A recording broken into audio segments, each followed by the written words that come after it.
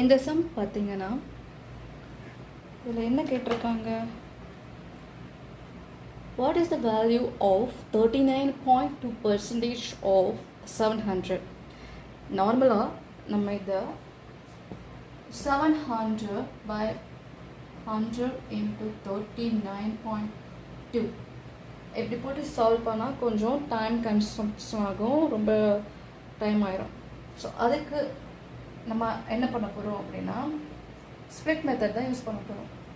இப்போது 700 100%, இதில் பாதி தான் என்னது 50%.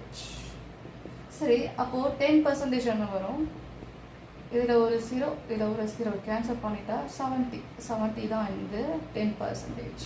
இப்போ நம்ம 39.2 எப்படி எழுதலாம், 40 minus 0.8 எழுதலாமா, ஆர் இன்னொரு மெத்தடில் எப்படி எழுதலாம், 40 minus 1 plus 0.2 எழுதலாமா.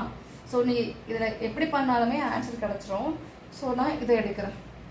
இது கொஞ்சம் கூட ஈஸியாக இருக்கும், ஏன்னா இங்கே வந்து 0.8 இருக்கிறதுனால நம்ம இப்போ 0.8 வச்சு பண்ணுறது கொஞ்சம் இதை விட இது கொஞ்சம் கஷ்டம் இல்லை, கொஞ்சம் டைம் கன்சப்ஷன் ஆகும். அதனால் இதை எடுக்கிறேன். இப்போது 10% 70னா 1% அகெயின் ஒரு டெசிமலை கேன்சல் பண்ணிட்டோம்னா 7 வரும். ஸோ 1% வந்து 7. இப்போ நமக்கு 0.1% வேணும்னா என்ன பண்ணணும், அகெயின் 0.7 இங்கே என்ன சேஞ்சஸ் கொண்டு வரோமோ அதே சேஞ்சஸ் இங்கே கொண்டு வரணும், அவ்வளோதான், வேறு எதுவுமே இல்லை. ஸோ இப்போது நமக்கு என்னது 40% வேணும். அப்போ 10% 70 அப்படின்னா 40% எவ்வளோ இருக்கும், 10 into 4 40%னா அப்போது 70 into 4 தானே 40% வரும். அப்போது 7 into 4 280, ரைட்டா, 280. அதில் 1% நம்ம மைனஸ் பண்ணணும். அப்போ 1% எவ்வளவு, 7, எவ்வளோ வரும், 273 வரும். இதில் நம்ம 0.2% ஆட் பண்ணணும். ஆட் பண்ணால் என்ன வரும், இப்போ 0.1% தான் எவ்வளவு, 0.7.